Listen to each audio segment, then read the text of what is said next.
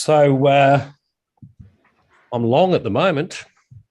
Long. So I'm hoping Baloo is going to tell me what to do. Not financial advice, people. Welcome back, everybody. So yeah, look, what better time to be doing a trading show than right now? So Yeah. Baloo, I am going to hand it immediately over to you. Let's start off with the big daddy Bitcoin. What is going on? Yeah. So Bitcoin is trying to make up its mind on a direction. The unfortunate reality of cryptocurrency, I know a lot of, most retail traders get into altcoins. That seems to be the primary focus, but Bitcoin rules the space. Bitcoin is the decider of the future. And, we have kind of an interesting fractal. It's been floating around Twitter, it's been floating around YouTube, and there's this fractal that's playing out in the sense that we kind of have this rounding over structure that's coming from this rally. And we can actually just, mark it down here. We have one peak, two peaks, three peaks, four peaks, five peaks, and then we get a move down. Okay. Now, where it concludes its move down, let's give me the arrow key. Where it concludes its move down is actually the support of the first wave here. So this is fractal analysis. This is not my typical go-to. I'm not much of a fractal guy, but this one is pretty close. I've seen a lot of fractals kind of invalidate, but the similarities in this one are quite strong that, I could definitely see how the market is looking at it. So, make notes of what you see the market is looking at. So we have that same sort of structure right here where we have the first peak, second peak, third peak, fourth peak, fifth peak, and now we're working on that same move down. So similar in structure, similar in presentation, just smaller. So it's a much smaller fractal. So we're pretty close. There is the possibility that we come down and really, prove this fractal to be true and get, that last little leg down to 37,000, 38,000. Doesn't have to happen. None of this stuff has to happen, but just an interesting observation that's coming, from the mainstream crypto world and YouTube and Twitter. A lot of people making notes of this type of fractal, and it's one that's quite similar. So I'm making note of it as well. From the Wyckoff point of view, we are exactly where, I thought we would end up. We just, we started to melt down after the weekly close. So when we got the weekly close here, that's when we started to go back into the channel, which is not exactly what you want to see. But we did close a day inside of the channel. So we're going to need to struggle to get back up out of this channel and hold it as support, trying to get back out essentially. But, it could go either way. And that's because on the macro, this is the all-time high and this is a macro lower high. So we also have to entertain the idea that, everything in trading is about possibilities and probabilities. It is a possibility that the market's over and we're in a bear market. The probability of that, I think, is less than the probability that we have one more leg to the upside. However, it is a possibility and it does have some weight, and it does have, if I was to give it a value, I'd say probably a 30 to 40% chance that we're in a bear market, and this is just getting ready to confirm that. So if we do kind of start breaking down here, go below the channel, I'm going to say that, the market's done. It's not what we're used to. It's not what we've seen in previous cycles, but that would be it for me. And I would be going into Tether in all of my trading accounts, or maybe even pulling cash out and waiting a while for things to kind of cool down, put some shorts in place and just chill. That's a very bearish outlook, and we don't have confirmation of that. I'm simply bringing it to everybody's attention simply because we can't ignore it. We can't just say up only. We can't just say we're in a bull market. We have to entertain every possibility. So because that's a possibility, it needs to be taken into account. Now, we've seen these similar sort of structures in previous cycles, these two-wave structures in previous cycles. And we've seen one back in 2013, pretty different structure as far as the candles day to day, but there's some pretty significant events that happened within these two consolidations. So back in 2013, we had a huge run up, big blow off top, massive shakeout that resulted in a reaccumulation after decline.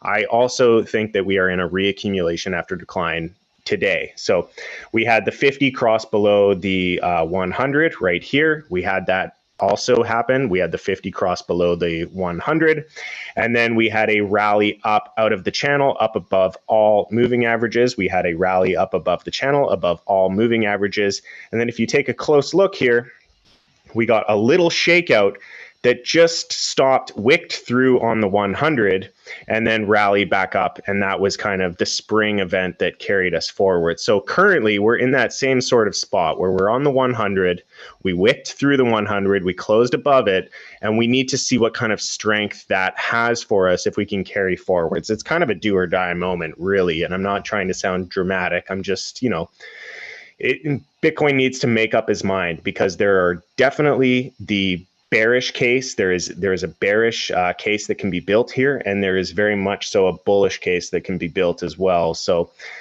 not great for investor confidence. There's a lot of shakiness happening in traditional markets as well that are affecting this. So it's, more wait and see. I just want us to get above the all-time high, get above 65,000, and then, Bitcoin will melt your face off. But that hasn't quite happened yet. Now, a few more notes on this comparison.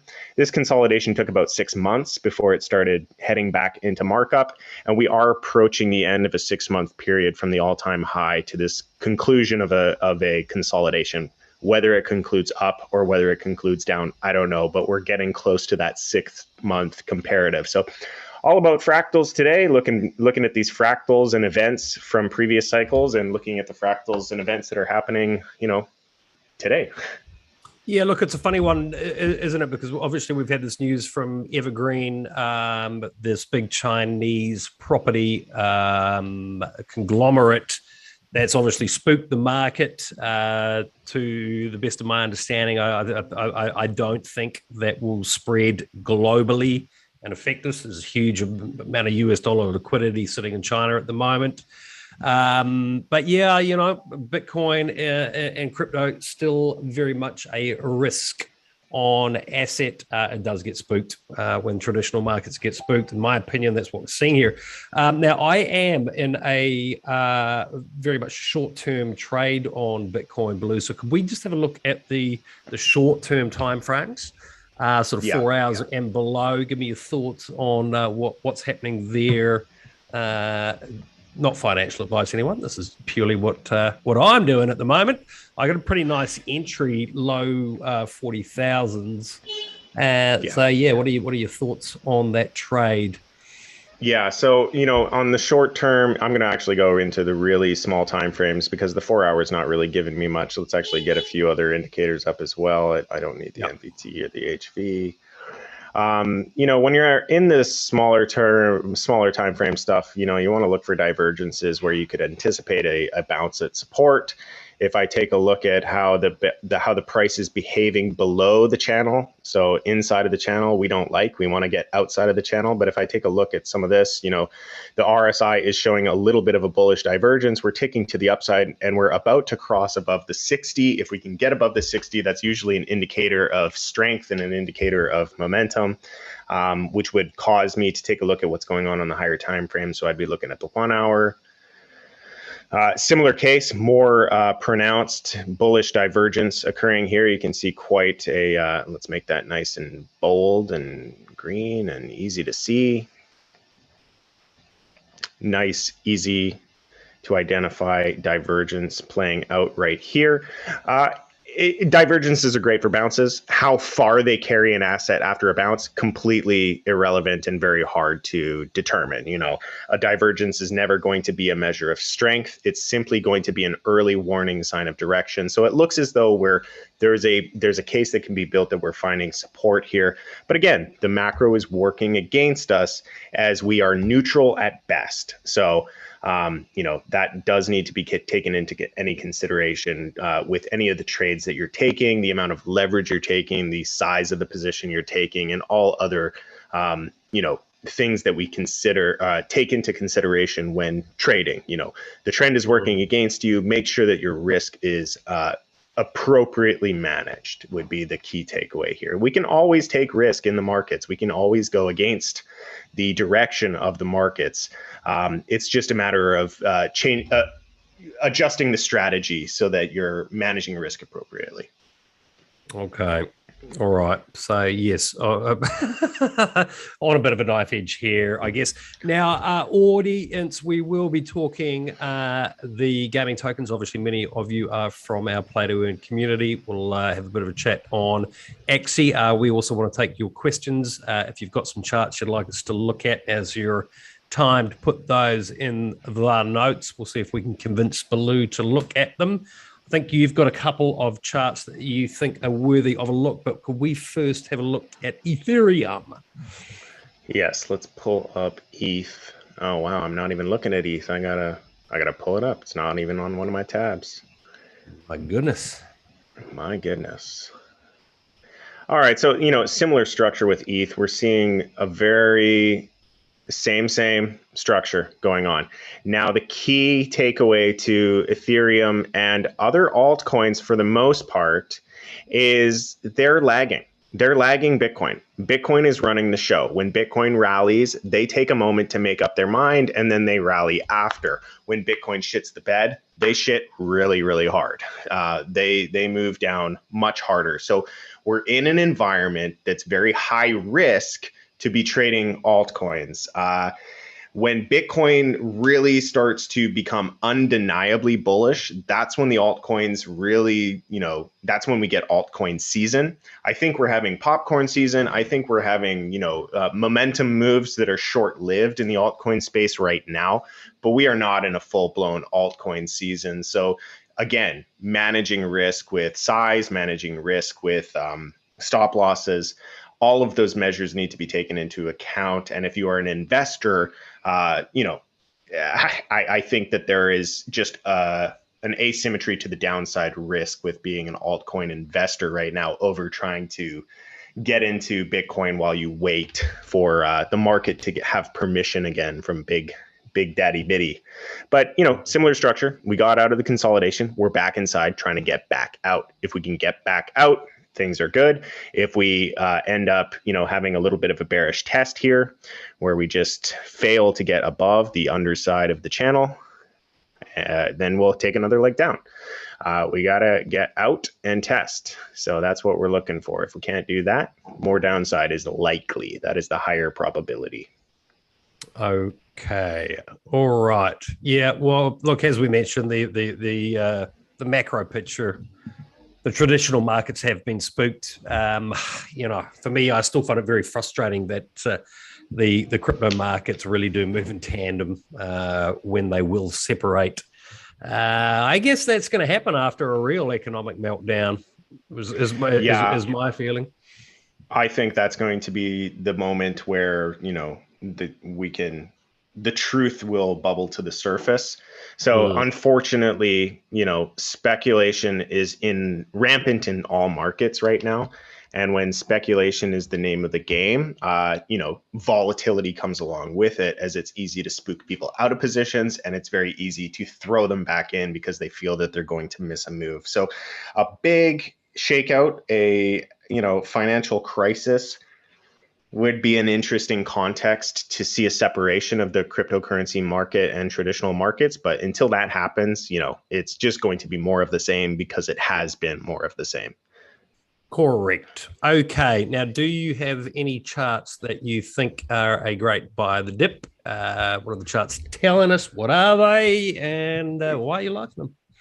Yeah. So, right now in the market, I'm finding it, it's hard to chase the hype. That's not my strategy. If you can get some momentum plays on stuff like Avalanche, and we had some good momentum in Solana that's kind of fizzled out. But what I'm more interested in is just finding projects that I think have undiscovered value, meaning that they're undervalued in the current environment, but also not, small, tiny market cap shitcoins. So one that kind of fits the bill that I've been looking at and kind of building campaigning a position into is actually Sushi. So Sushi, from a fundamental standpoint, it's a Uniswap competitor, but to call it a competitor is actually laughable because the product is so much better. It is a much more diverse multi-chain platform that is building and building and building and building. And Uniswap is just trying to keep, swaps on Ethereum going, whereas SushiSwap is doing a lot of innovating. They've got a much healthier community with better developers, and they're going to make some big moves. They also have a big announcement that is overdue as of now. They said about 2 months ago that in 30 to 60 days that the Trident protocol upgrade was going to happen, which is going to introduce similar functionality as Uniswap version 3. However, they also have another layer to that where they are able to do what's called it's called a swap route or liquidity routing. I can't remember, but effectively it allows you to save money on gas fees when you are trading odd pairs.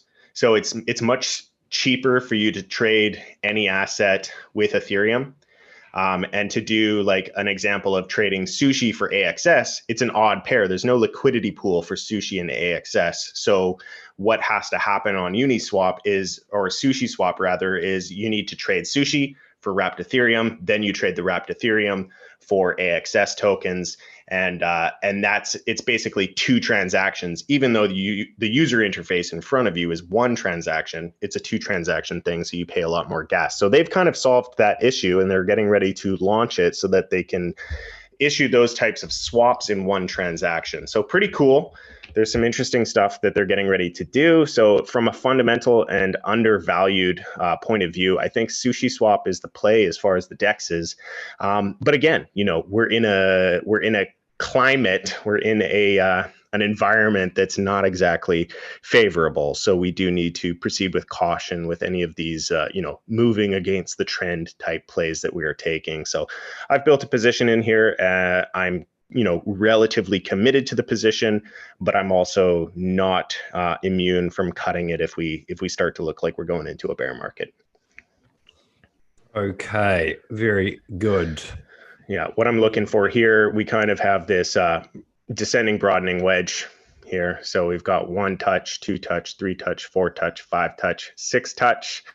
On a broadening wedge, 6 is kind of the end of the road. If it's unable to get above, breakout, test, and move forwards, then it's going to be a failed trade. So, that's basically what we're looking for. Okay. Excellent. What else you got for us today?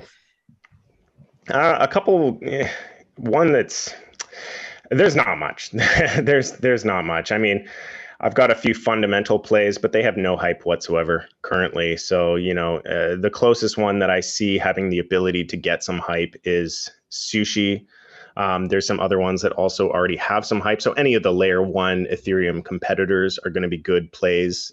Grab a dip on Solana, grab a dip on Avalanche. I think Avalanche is really building and going to be more and more in the limelight. So watch out for Avalanche. Yeah, just, kind of those hype plays are becoming more and more easier to spot as more and more market participants come in and tell you exactly what everybody's buying. Yeah, okay. I mean, let's talk a few fundamentals here. I personally do not. We've lost your camera there, fella. I personally don't think we are on the verge of a bear market at all. I can give many reasons why that's the case, but let's assume that we did go into one. What sectors of the crypto space do you think would be the most resilient? For example, obviously the hard forking channel is very much focused on play to earn, building that community. That's in its infancy, and we really don't have a lot of data to look at and go, well, okay, last bear market, here's how play to earn was affected. It just wasn't around. Give us your thoughts from a fundamental point of view on that sector of the blockchain and how it might be affected. Well, it's kind of difficult to say because, the sector, all of these sectors have gone ahead and developed quite considerably this cycle. So, in previous cycles, the best performer as far as what we had was BNB. And that was because of the staking and the rewards that you needed to get a discount on the trading fees. So I think that that's definitely going to be a play that will continue. I hold a lot of FTT tokens. FTX is their utility token. So I have no plan on selling that whatsoever, and I'm sure I'm not the only one out there who has zero plans of ever selling those, because I have them for the purposes of the benefits that they give me, and I plan on trading through all markets. So I think that those will be a good play. A lot of the, historically speaking, the altcoins take a 95% dump on a good day. So until I have data to show me that that's not going to be the case again, I'm unfortunately taking the bearish approach and saying that if anything is going to be showing value, it's going to be pulling us out of a bear market sooner. But I think that there's still going to be some significant drawbacks and some significant devaluing of a lot of the assets for whatever reason. The reason and the narrative that goes along with a bear market is kind of unpredictable. And there's plenty of fodder coming down the pipe as far as creating a narrative around why the bear market is, in place, whether it's, everything's a security, or DeFi is outlawed, or, this coin, that coin is illegal for you to use. Mixers will give you prison time. Whatever those narratives kind of develop into are going to be the drivers of the bear market. And as innovative and exciting as blockchain technology is, most of the world doesn't use it. Most of the people don't understand what it is. And most of the people that do, who are in positions of power, are scared of it. So there's a lot to kind of unpack with my own theories of that. Okay. You sounded pretty bearish tonight there, fella. What do you want me to say? I have no data. I have no data to the contrary. So, every bear market means you lose 98% of the value of your altcoin. So until we have data to the contrary, I got nothing to lean on. I analyze the data. Fair enough. I remain extremely bullish. I just think we're getting warmed up here. I think this evergreen situation out of China, obviously the financial policy out of the US at the moment looks like we may go into a period of deflation, which will not be good for Bitcoin. So I can understand your bearish sentiment if that does prove to be the case. But look, we're, as I said last week, we had 140 million users of the internet in 97. We've currently got 140 million users of crypto. The big difference between the internet and crypto is we are growing at more than twice that pace. So 2024, there'll be 1 billion people using crypto. I know from my daily experience in this space how hard forking is operating, the ease of doing business. I think we're just getting warmed up. I've been through a prolonged bear market. I don't think that's what we're facing. They're my thoughts on the macro picture, but obviously it is uncertain at the moment which way we're heading. That is crypto. And that's why we have these trading shows. But overall, look, I mean, maybe, a lot of the viewers here at the moment are obviously from our play to earn community. We're not encouraging any of you to get out there and trade people. But maybe your thoughts around what is going down with Axie at the moment. What does the chart tell us? What's your overall feeling on the project? Should we be quaking in our boots? What's your thoughts? So, the fundamentals of the project are great. Nothing's changed on that front. I'm still very long Axie. I'm bullish on the game, and I'm bullish on the team behind the game who is going to continue to bring value and attention to the ecosystem. Now, There has been no updates. There has been no kind of progress that has happened thus far, and there's a relatively serious issue that's occurring inside of Axie, and that is the fact that there are no breeders. Nobody, for the most part, is breeding Axies. Breeding is the number one contributor to the deflationary aspect of SLP. So effectively what that means is all of the scholars and all of the players are grinding away and minting and minting and minting, producing new SLP every single day. And there's no breeders to absorb that supply.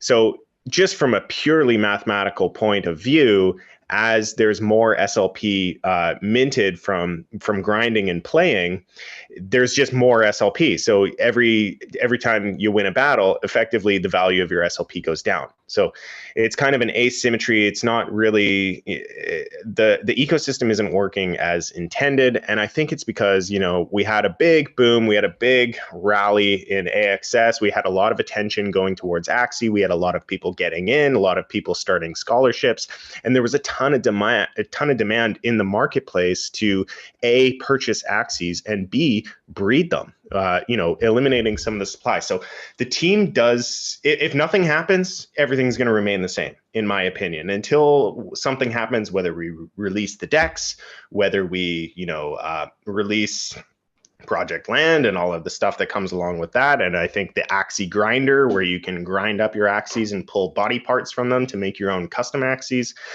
There's plenty of sources to reduce the supply that's coming into the ecosystem that just don't exist right now. So the only force that we had was breeders, and they're gone for the most part. So until something changes on the fundamentals, unfortunately, I see SLP just continuing to go down to lower levels. There is no floor in that type of environment. There is no support in that type of environment. It's just more downside. AXS, we have a typical distribution. This is almost, now it's really presenting itself as a very clean distribution schematic that is coming out here. So we had our upthrust, failed upthrust. We did not, that is the cancellation of the rally. That was met with a sign of weakness. We got an LPS as we fell below our line of support that in Wyckoff we call breaking through the ice. So the next kind of move is maybe a rally up to the underside of this, trading range. And again, if there's no news or anything to push us into this trading range and head out of it, then it's going to be down to lower levels. And areas of support on AXS, we're looking at, $40. And then I anticipate that will not hold if it does continue this bearish trend, and then we'd be down to $15 to $25, which will probably be low enough for breeders to entertain the idea of getting back in. But with a 2 AXS fee, even at $25, it's $50 to produce an Axie just in AXS. Something has to change, bottom line. Okay, we're obviously following that very, very closely. On the Play to Earn front, people, I'll be posting our latest show in about half an hour. So please check that out. We've got a hell of a lot happening in the hard forking community on that front. Other projects that we will be bringing to you along with Axie. So get along and check that video out. So look, Baloo, thank you again for your time, sir. We've lost your picture there, mate. Yeah, I just every time I get rid of my screen, my screen just gets rid of my face. Yeah. Okay. Look, we're going to wrap it up, people. Got a couple of other things I need to get to tonight to move the community forward. But any questions from you before we go? I'm just having a look through the chat at the moment. Hopefully everyone's not got slightly freaked out by your thoughts there on.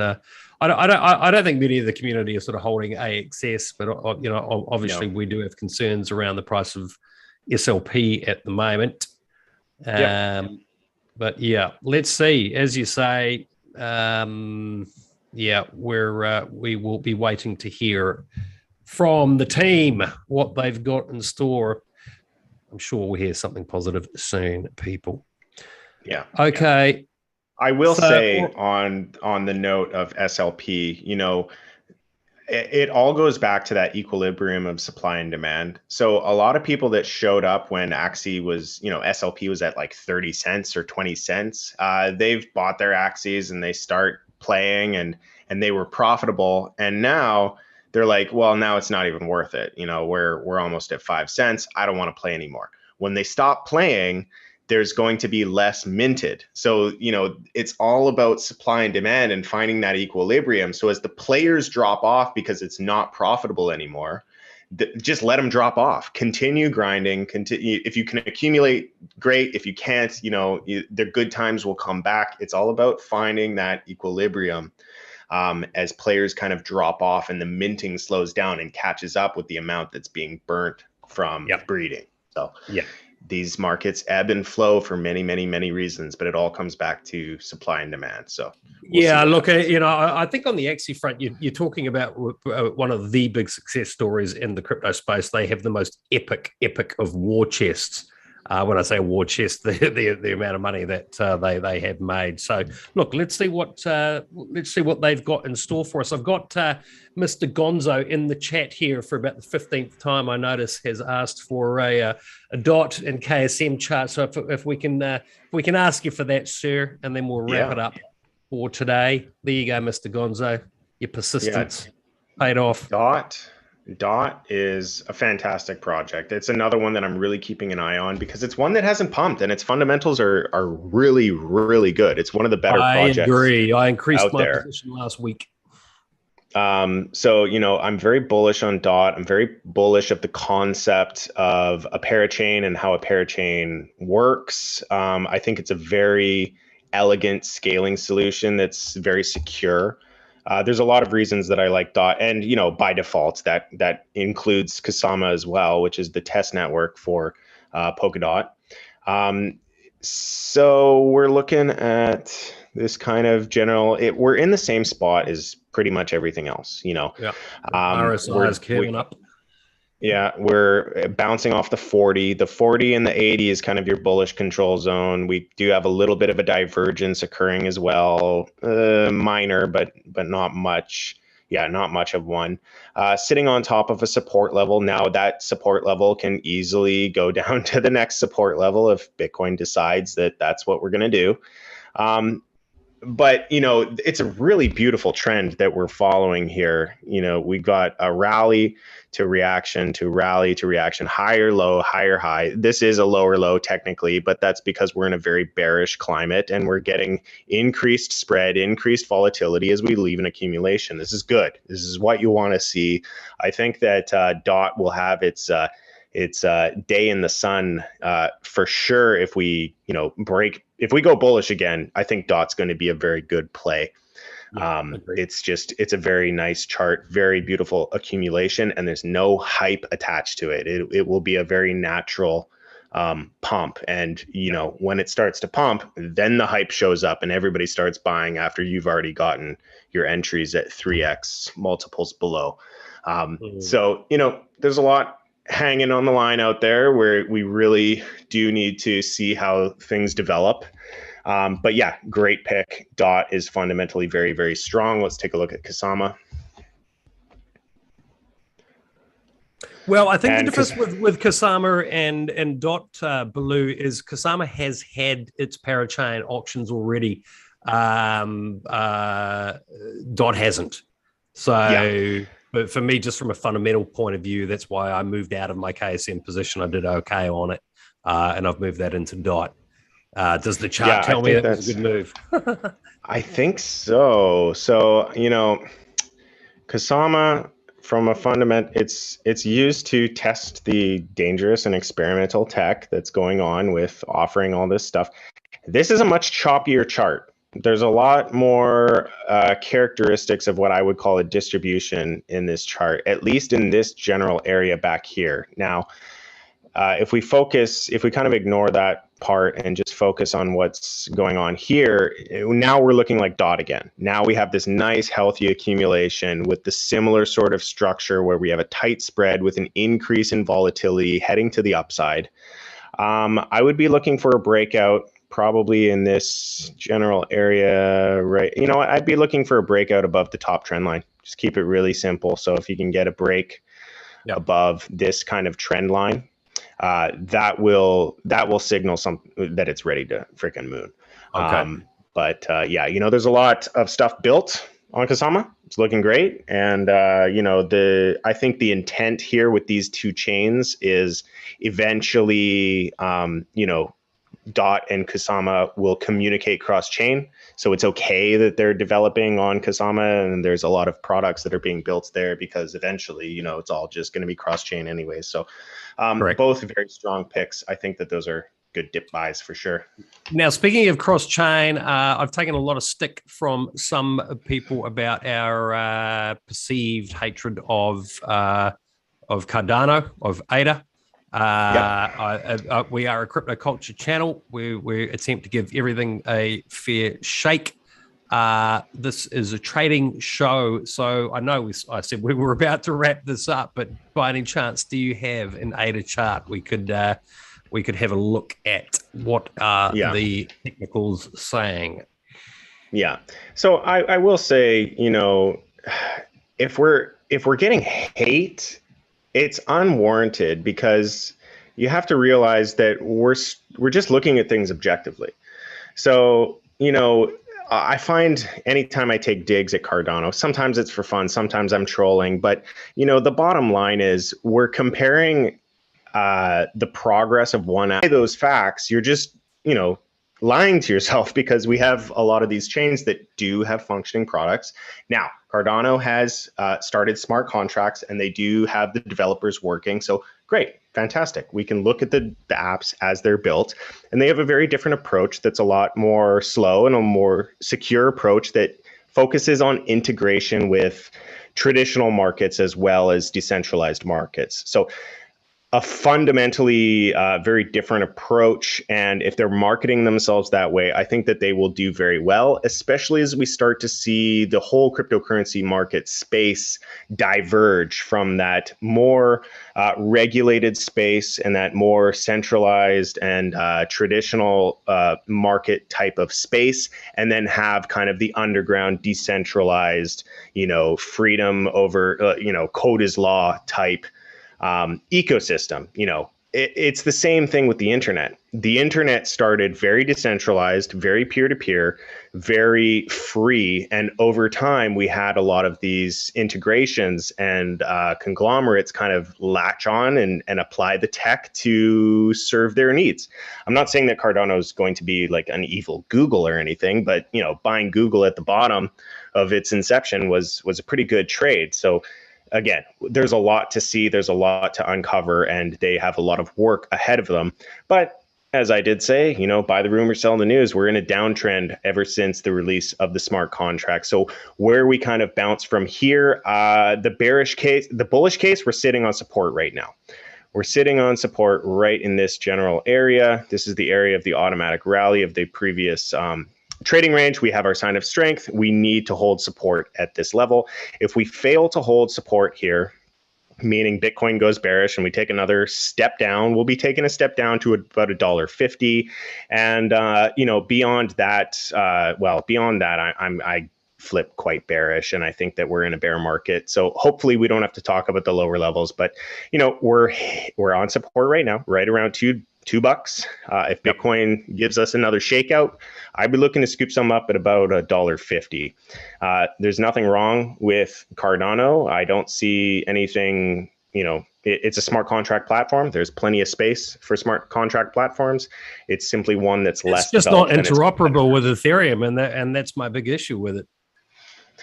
Yeah, and it is an issue, but it could also just be a temporary issue, or it could be its saving grace and the best thing that ever happened to it. You know, I read a few articles and a few white papers today talking about some of the wallets and some of the lending protocols that are being planned on Cardano, and they're taking the approach that they want to integrate with banks, they want to integrate with traditional finance, and they want to work with the current systems. And maybe one of the regulations that comes along with that is the fact that you can't touch Ethereum. Ethereum is for free people. Ethereum is for decentralized, permissionless blockchains. You can't mess with that.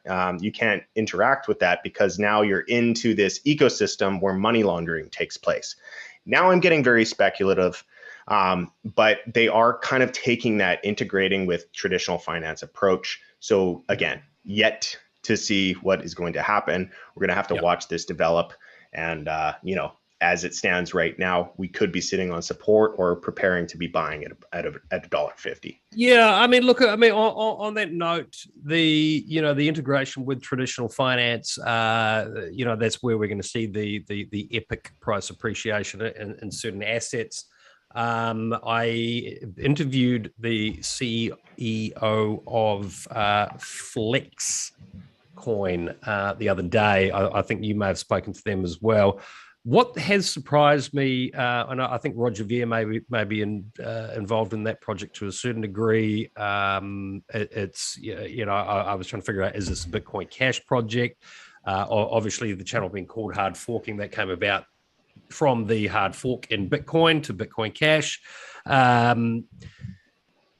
I have been quite surprised. A lot of my friends are in traditional finance in very senior positions, and I know for a fact that some of the major banks on this planet actually have Bitcoin Cash as part of a very small group of typically around 5 different cryptos that they are looking at building products around.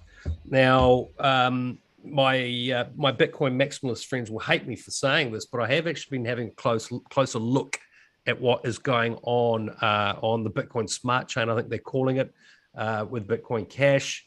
So look, I haven't written that project off, far from it actually. And if you're talking bearish sentiment here, the stable coins with a yield is what those guys are all about on that project. So look, not financial advice, but just going to have a look at that interview, see if it is of interest. But yeah, the Flex USD pays directly into your MetaMask interest 3 times a day.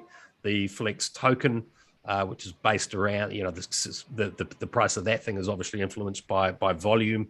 Their volume is going through the roof at the moment, percentage-wise over the last month. It's up around $1 billion at the moment on a daily basis. So yeah, I think this project worth looking at. I'd be interested to maybe hear your thoughts in a bit more detail on another show, Baloo, on that one. But yeah, how are we going to wrap it up tonight, mate? I think in some respects you've come across as rather bearish. In summary, In summary, the market from a technical point of view is telling me to be very cautious. The market is at a pivot point. If it's going to turn bear, it's going to turn bear here. If it's going to continue bull, it's going to continue bull here. So I'm just trying to create an environment where we can have a little bit more of a level head. You can choose to completely ignore me and say, yeah, no, I know guaranteed we're full bull. But and there's a part of me that feels that as well from a fundamental point of view. But from a technical point of view, we just had a little bit of a shakeout from what could be perceived as a macro lower high. And for that reason, I'm just trying to communicate a little bit of caution out there. So, don't sign up on the 100x leverage just yet. But yeah, the fundamentals are very strong. The on-chain is supporting the bullishness that we're seeing from the fundamentals side.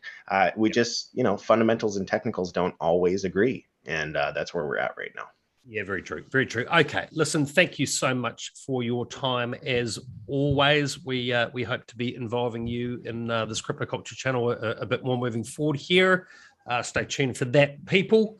Now, I will be posting our Play to Earn show, a bit delayed today. Had a lot on my plate, but that'll be up on the YouTube in probably in about 15 minutes. So please check that out. Lots of great content in that show. Back here tomorrow with Jesse and Leanne. We've got some new guests on the Friday live show coming up as well.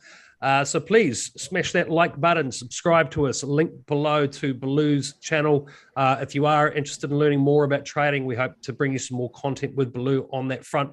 But please, go check him out. I think this guy is absolutely one of the best in the space. He's not a hype man. He's not here shilling coins, telling it like it is, and we love having him on the channel. Thank you so much for your time, mate. Thank you for watching, everybody, and we'll see you. Very happy to be here. Yeah, excellent. And most importantly, thank you, community. We'll see you